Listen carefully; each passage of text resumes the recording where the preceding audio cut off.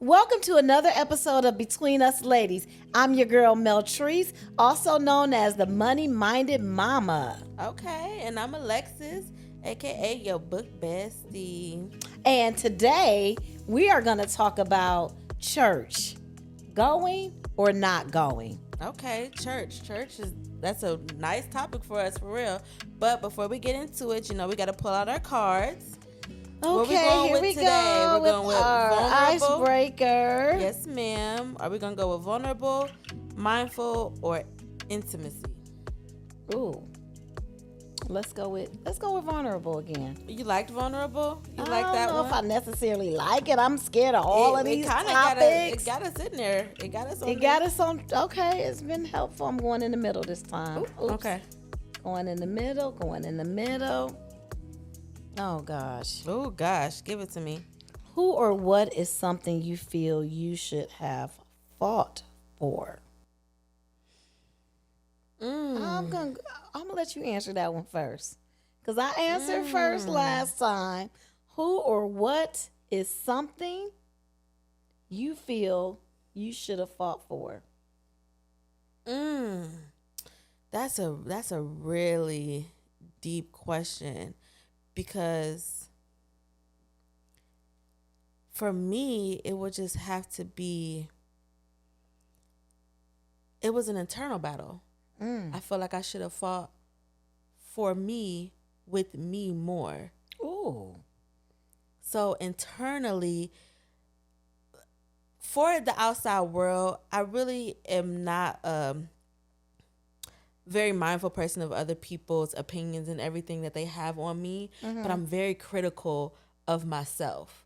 I go into this hole where I need to be more and I want to be more.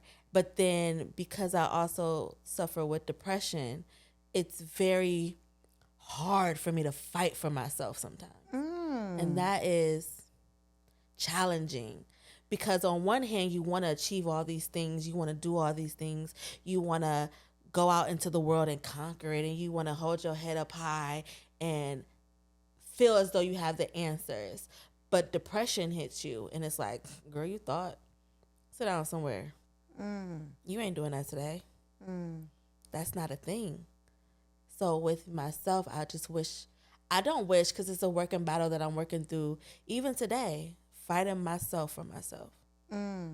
Somebody said it's me versus me. It's me versus me. I was at an event recently, actually, when I spoke on a panel the other day, and the panel before me, the young lady was saying her niece always says, "Auntie, it's me versus me." Yeah, I'm not concerned about the outside world. I'm not competing with y'all. I want everybody to thrive and live their best life. I want to also do the same thing for myself, though. I want to be able to get to that point where I'm comfortable with myself and with my life. But when you're fighting that internally at all times, it's hard. Yeah. It's like, and So it you're kind of fighting goes. when you say you wish you would have fought for yourself, to yourself.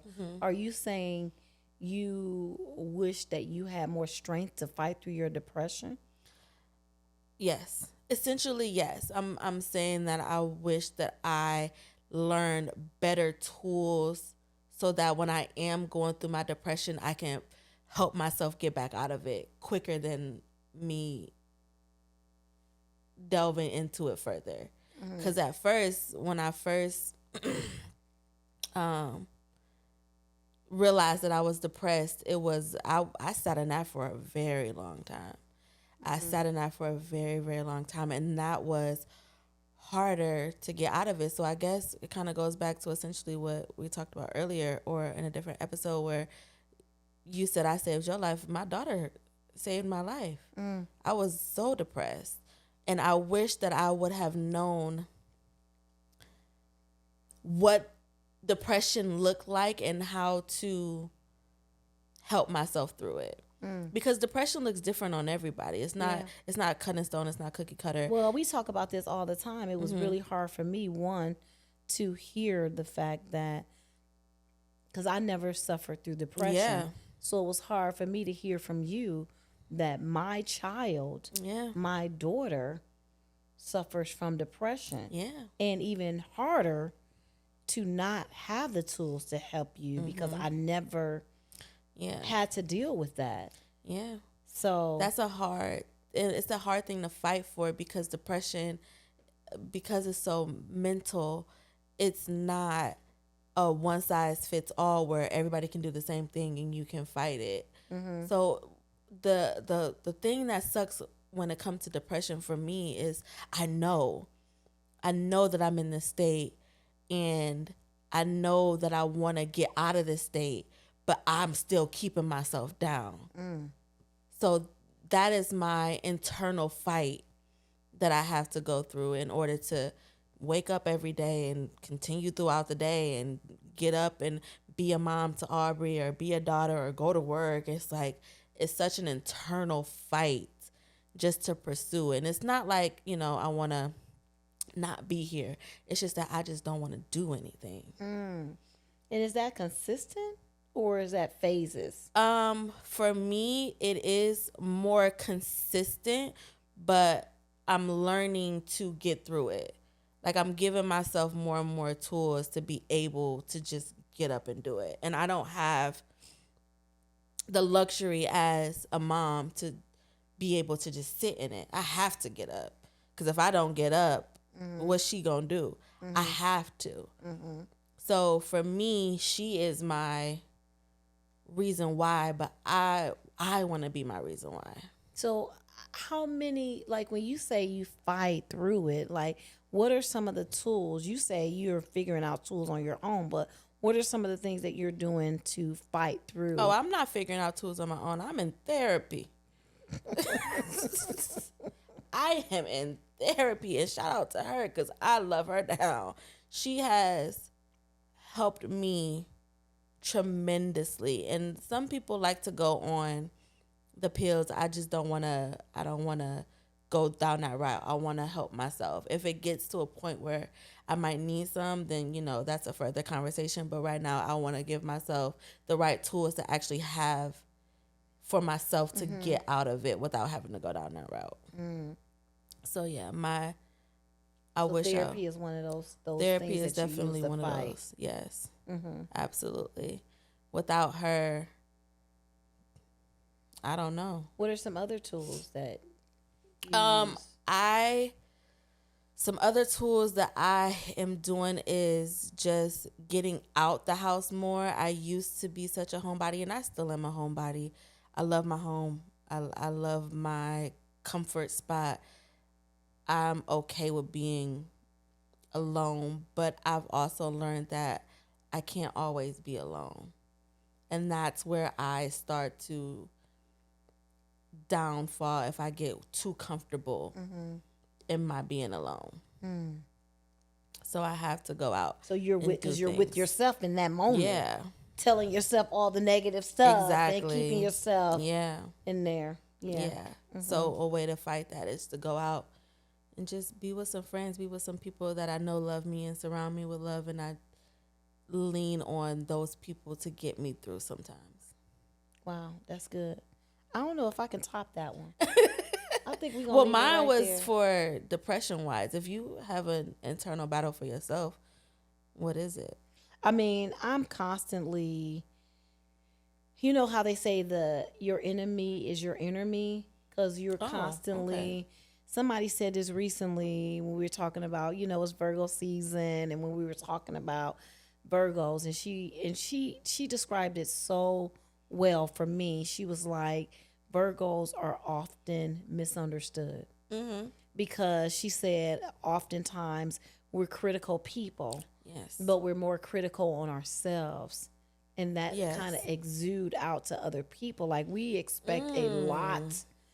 As a Virgo, I expect a lot from myself. Yes. I feel like I need to be constantly achieving. And I'm sure. And where did that come from? I'm sure some of that is childhood trauma. Like you kind of said how, like with you are constantly pushing yourself because you want to show up for Aubs, because our Aubrey is the one motivate you, but at some point you want that to become intrinsic motivation, like motivation. I'm sure some of that is like childhood trauma because we talked about in one of our episodes the absentee parent and the parent that parent through convenience. I felt like most of my childhood, my father was a parent that parent through convenience.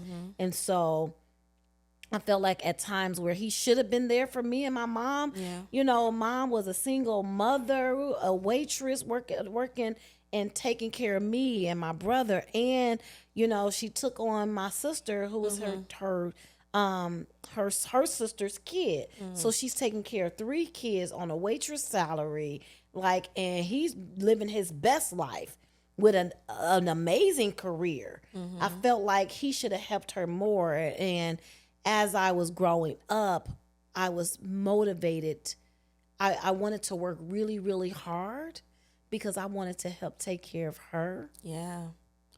Okay. And I felt like she deserved some support and she deserved more than what she was getting. Yeah. Right? And so my motivation to work really hard was really about helping your mother out. Helping her out, but even more so in the back of my head, it was like, oh, we're going to be successful without him.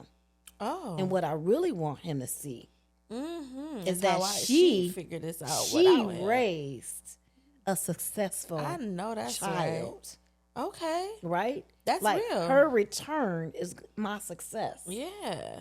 So that motivated me so much growing up. And it takes me back to my point when the Holy Spirit told me, your dad wasn't in your life because that's how he wanted it. That's how he ordained it. I often think to myself, if my dad was in my life, how would your life would be? I be as hard of a worker? Would I be, relentless in my pursuit of success? Or would I be more comfortable like some people are in their life? I don't know, but at that point, that was the thing that motivated me and propelled me to work so hard. Now, that's intrinsic. But that is what carried me through. When did it become intrinsic for you? It became intrinsic when I became a mother. Okay. It became intrinsic when I became a mother. So instead of using that to motivate me, I more or less used that as a model of behavior that I did not want to repeat. Okay.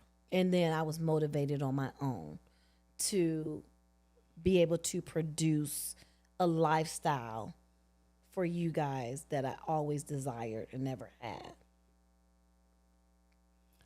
Okay. And now that you all aren't here, I just want to live a good life in retirement. I mean, honey, you've been living a good life. I mean, I want to live an even better life in retirement. And I realize that in order for me to do that, again, that goes to that intentional word. I have to be really intentional about it. I recognize that we work 80% of our lives to live 100% of our lives. So the 20% where I'm not working, I still want to live my fabulous lifestyle and even better. And in order for me to do that, I have to plan and prepare for that lifestyle. Yeah. So that's a part of, why I work so hard now. But back to your question in terms of that battle, it's that inner me talk where I'm shifting it and I'm forcing.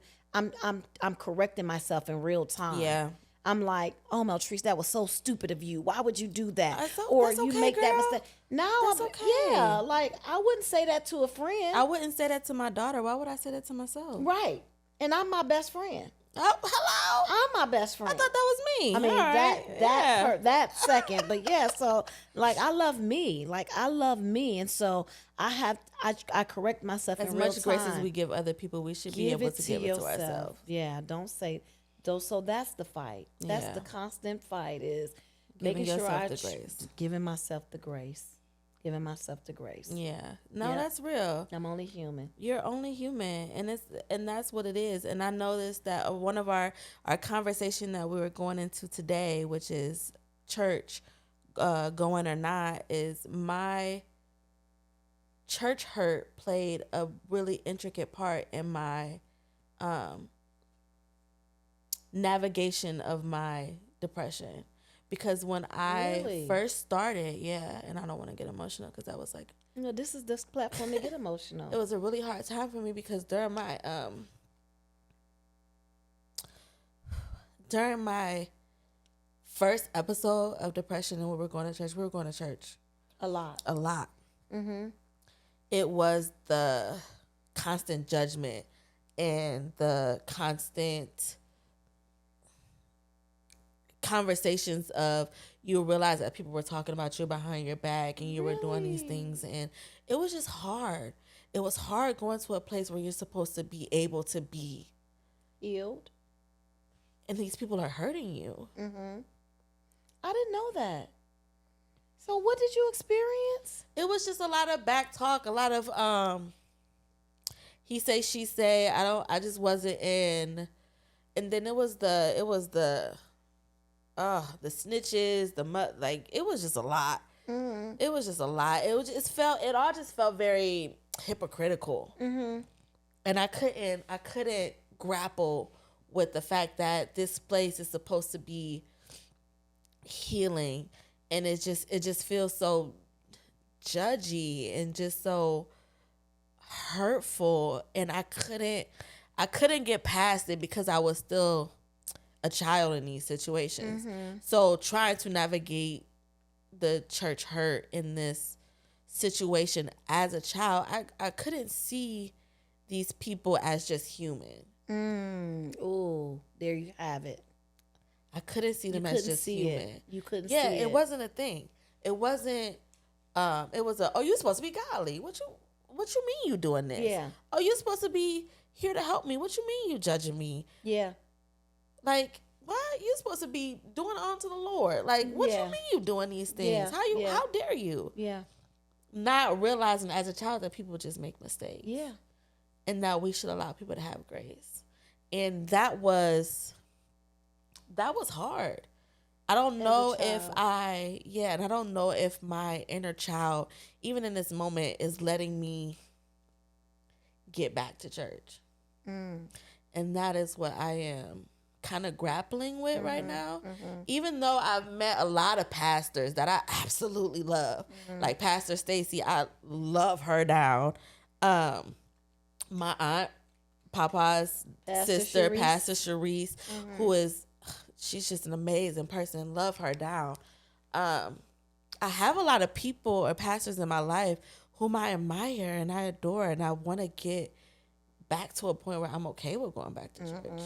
I just don't know when that time is, and a part of me is that inner Marge. That's like, girl, just do it. So so this goes back to the battle that you're having with yourself. Yeah. It's like this place where you're stuck.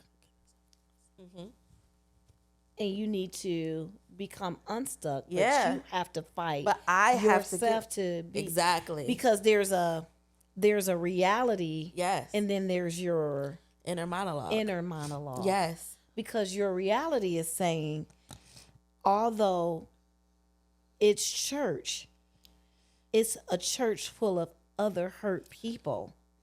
And your expectations of those people is more than what you can even do yourself. Yes. That I think that's the part that when people say I experienced a lot of church hurt, and church hurt is so real. Yes. It is so real. And I understand, people have way more varying degrees of church hurt. Absolutely. But I recognize that church is like a hospital. Hello. So when you go to the hospital, you're going to the hospital with what? Other sick people. Yeah. When you go to church, you're going to church with other people that are not healed or on their healing journey or that are just flawed individuals. And we're looking for some level of perfection. Yes. And if that perfection doesn't exist, we're calling it hypocritical. Yes. Yeah. And I hear that a lot in like a lot of millennials, and like the church it's full of hypocrites. But as you're saying that, you have to understand that you are a flawed person yourself saying that. Yes, you are. So yes, you are. In every exchange, there is some accountability that absolutely. Like I think about when I say people hurt me, but I'm like, I'm pretty sure I hurt other people. Yeah. I hurt And people. the thing that is so hard for me, and it makes sense, but it's like that don't make no sense, is you gotta go to church to heal your church hurt. Yeah. Yeah. It's and that's what Pastor Cherie said. She's like, what? The thing about church is you have to go get healed at the same place that hurts you. Yeah. Yeah. And it's like, what do you mean? How do I reconcile that? How do I get to my brain to understand that I have to go here even though I felt hurt from here? That it doesn't make sense to my brain, and I think that that's another reason why it's been so hard for me to get back to church, because it's like, you tell, and mind you, it's a different church. I'm not going back to the same church, even though I still love my church. I just don't know if it's the place for me anymore. So I was saying I don't like the word shop around for churches, but I am looking for a church home, and I just have to come to terms with myself on how do I get somewhere where my inner child is not telling me no. Yeah. Yeah. Marge is like, well, you know how Marge and the amygdala work after we learned the lesson. So your inner child and your fight or flight part of your brain is like, no, I've been hurt there before. Yeah. I don't want to do it. Yeah. But then all of the new information that you're receiving and processing is telling you this is the right place to be for the healing to begin. It's a never ending battle in your brain of your fight or flight. Yeah. Or your, what is it? Fight, flight, or I don't know, fend. I have no idea. I don't think it works. But anyway, that's real, because that can be very daunting. Yeah. To somebody. Yeah. And for me, it's like, just do it. And I know it's easier said than done. And I think a lot of times when people say, how do you get as much done as you get done? And my response is immediately, one, God, right? But then also I operate in fear. I operate in fear because I feel like the only way I'm going to know if something is going to work or if it's not is to try it. So I don't get paralyzed by the thought of what would it be or what could it be. I am more fearful of looking up and saying, God, I wish I would have did that. I wonder what would have happened had I. I'm more fearful of that outcome than I am of trying it and failing. I think that I'm fearful of both. Because what if I do this thing and I actually succeed? Then what?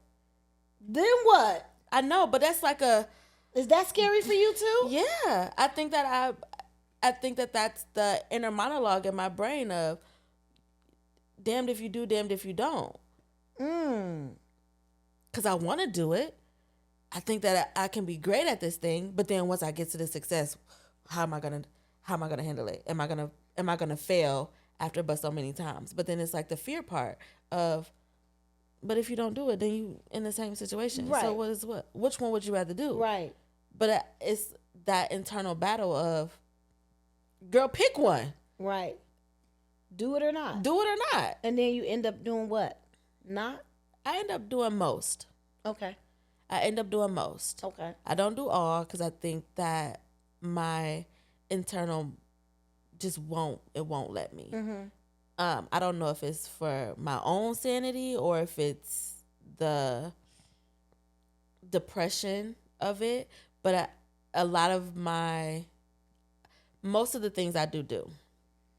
But there's a nice little handful that I don't do. And so church you have not done. Church I have not but done. I will say I am very proud of you because you just did the Bible study. I did. And how did that turn out? I loved it.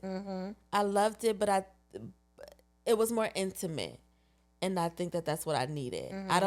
If I go too grand too soon, I might overwhelm myself. And I don't know how I will respond until I just do it. But I think the Bible study was a nice introduction to get me back at the church or get me back to church. So one of the things we talk about, I love the church. Yes. And it's not just the church, right? It's the relationships. Going and getting the hugs. It's the ideal of having a church family. It is for me, it is having a purpose that's bigger than myself. Okay. It is being able to be amongst people that, although all of us are flawed, all of us have issues, we're all in pursuit of trying to be better. I'm assuming most of us that are going to church are in pursuit of trying to be better. Now, you have some people that's just checking the box. In the process of just checking the box, they hurt a lot of people. Yes. I talk about the mean ushers all the time. Why are you an usher and you don't like people? Like, why you just being like nasty with your napkin? Like, you ain't even telling me to give you my gum. You just got your napkin in my face. I be like, But no, some people are not there for the right reasons. No. But for the most part, we're all really just trying to be better human beings. So, church, going or not, you are going or not. Oh, straight up answer that bad boy right now. Is you gonna see him? Am I gonna see you tomorrow or what? Where you going or not? What we doing here? You gonna show up on Sunday or what? Right. Oh. What we doing here? I think that I am, and it's funny that this is our conversation today because I was just telling my good girlfriend the other day how Pastor Cherise, they're doing 2 sermons now. 2 services. 2 services. And I was like, I think I'm gonna go and do the one at 12 o'clock. Okay. Because I like to sleep. Y'all, I like to sleep. Right. But I think I was just telling her, I think I'm gonna go and do the one at 12. I literally just had a conversation with her about this the other day, and I was telling her that, like, I love you, and I just do a lot of stuff with you that I just want some sense of just going by myself. I'm okay with that. Yeah. Yeah. So, I mean, because this has been something that Papa and I have been talking about, which is why we take Aubrey. We try to take the grandkids. Yeah. I feel like there is a certain responsibility for a parent or a grandparent to expose their children or grandchildren to church. Yeah.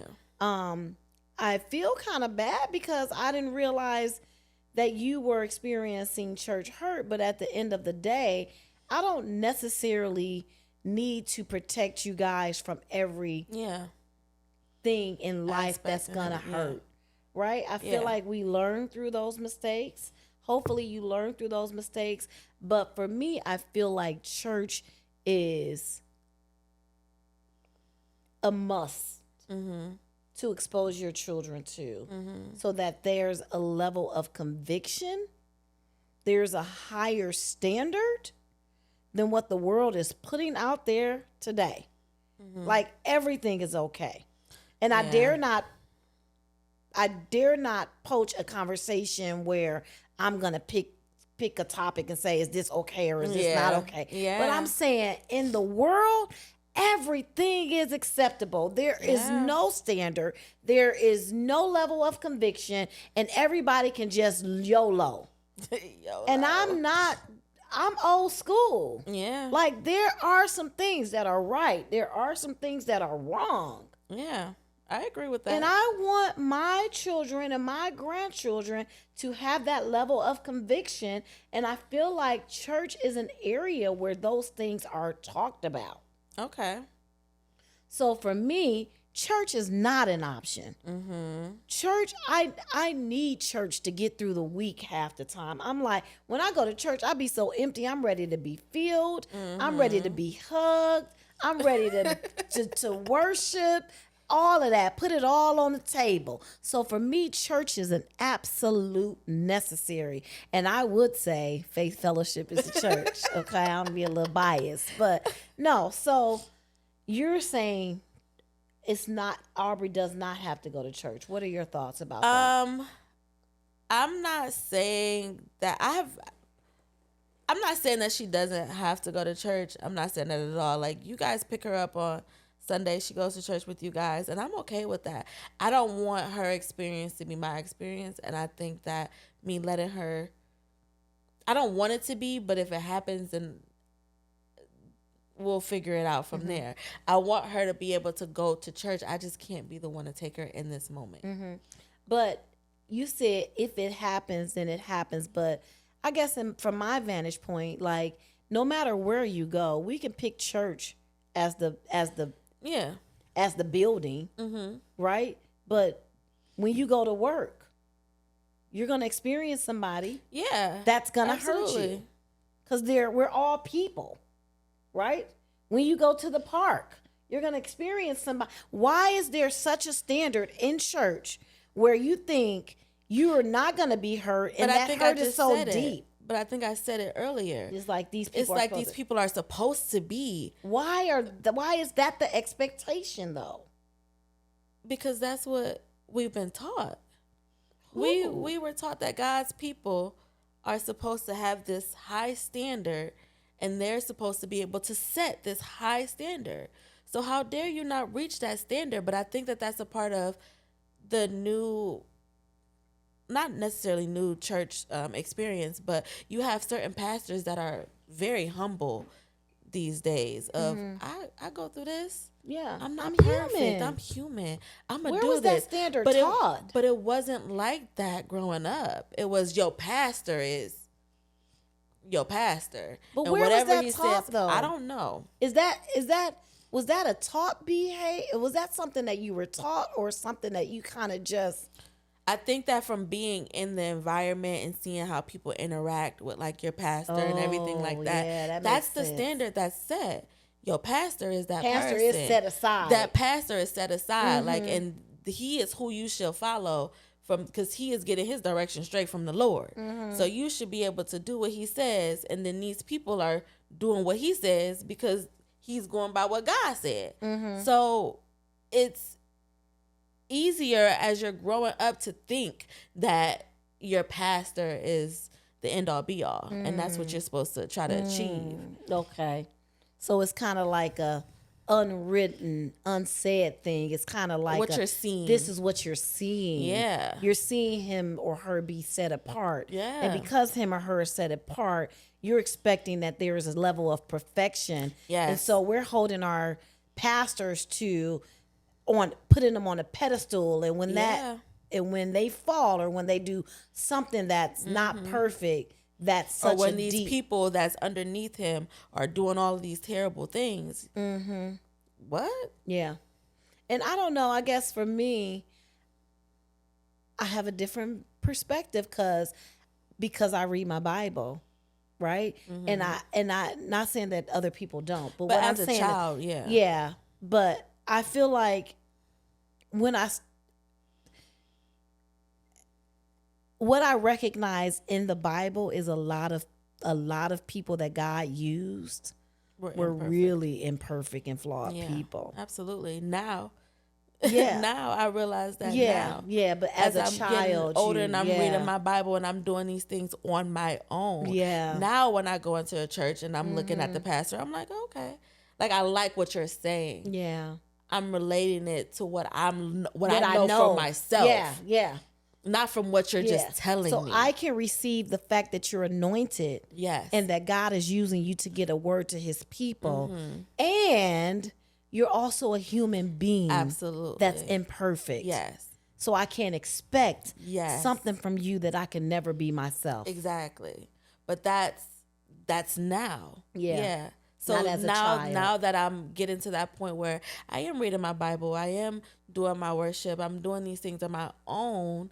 Now it's like, okay, maybe I can go back to church because I'm not looking at it from that lens anymore. I might still have that lens up a little bit because, when you go into situations of dealing with your trauma can still creep up in there somewhere. Sure. So For sure. I'm not saying that I'm going to be like, oh no, I'm never going here again. But I'm definitely ready to take that next step to Yeah. go back to church. Yeah.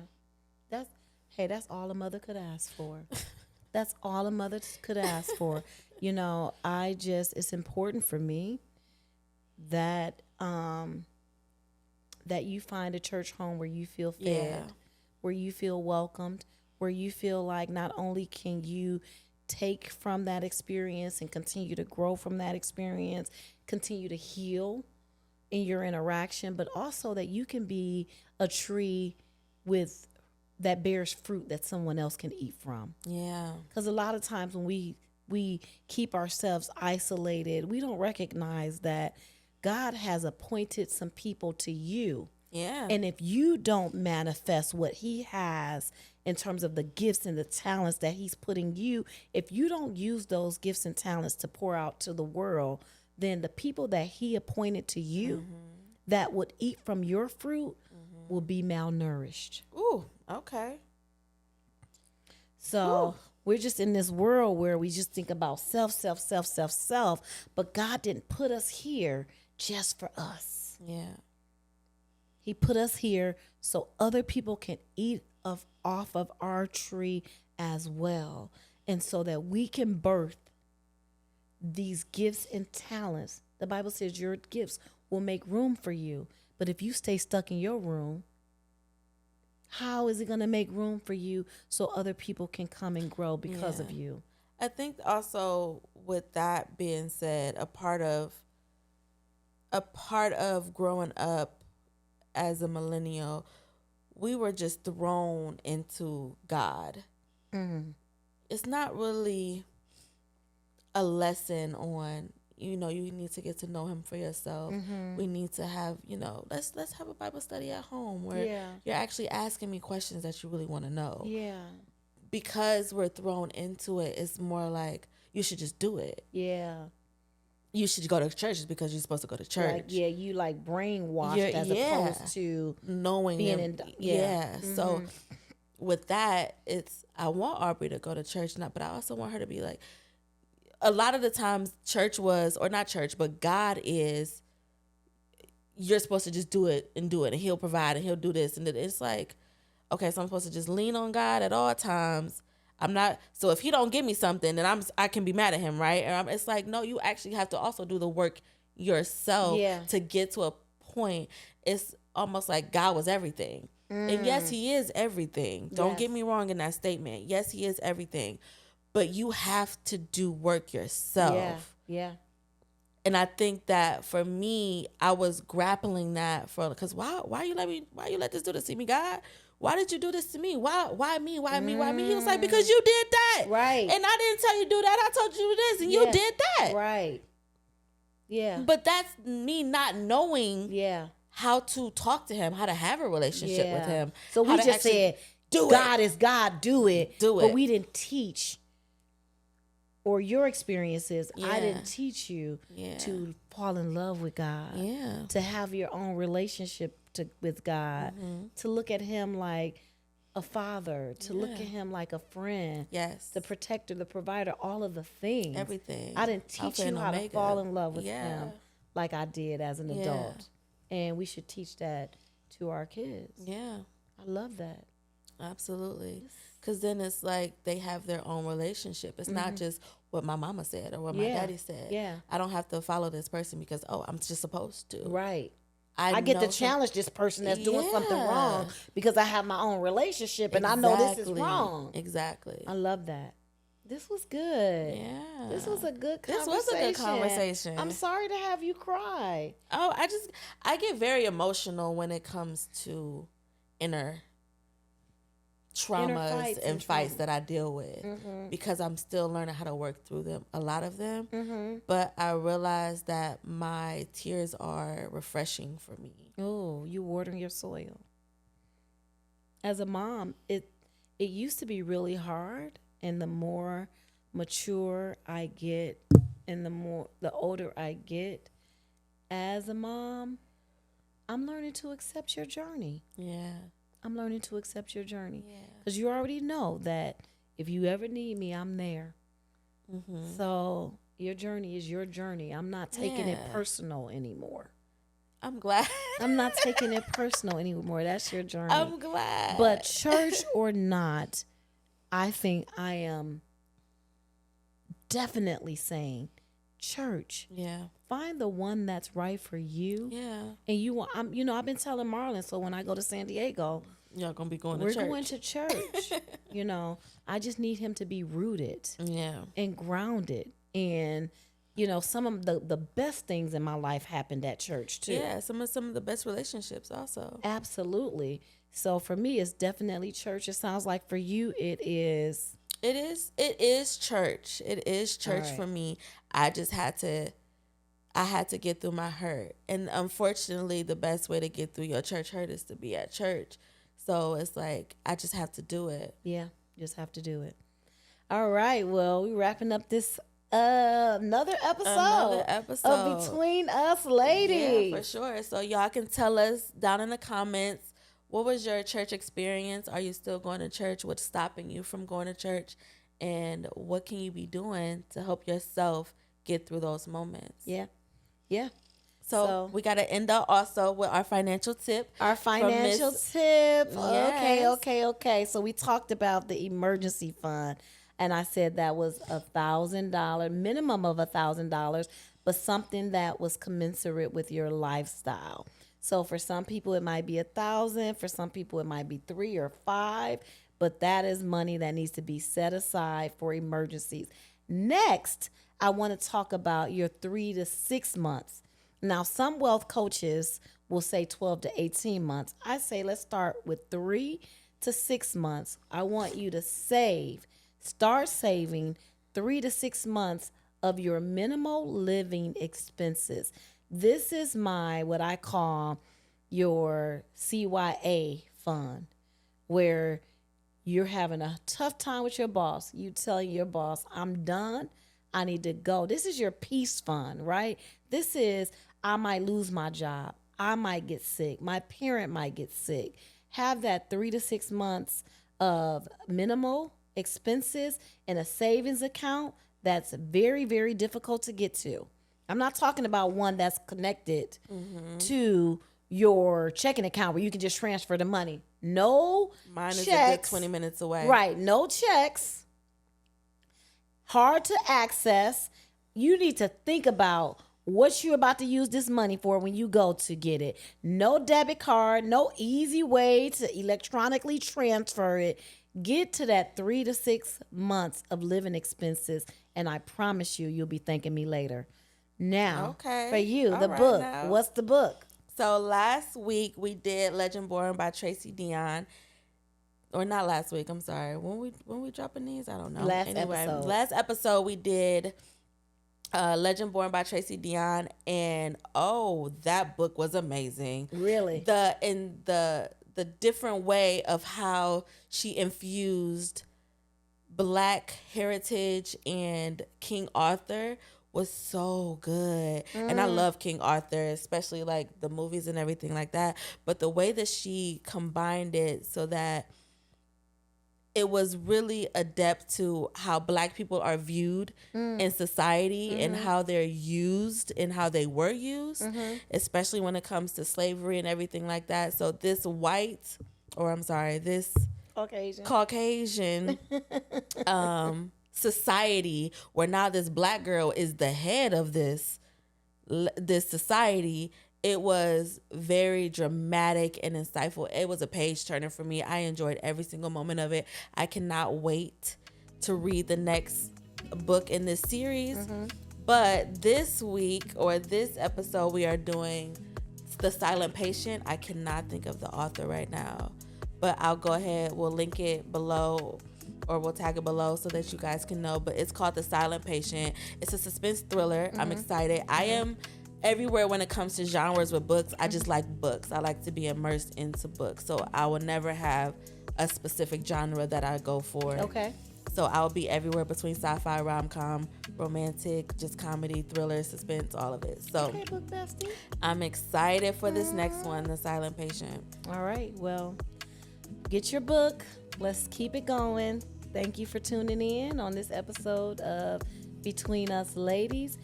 Don't forget to like, subscribe, and share. And hopefully you can bring in some other people that like to have authentic conversations. We'll see you next time. Peace. Peace.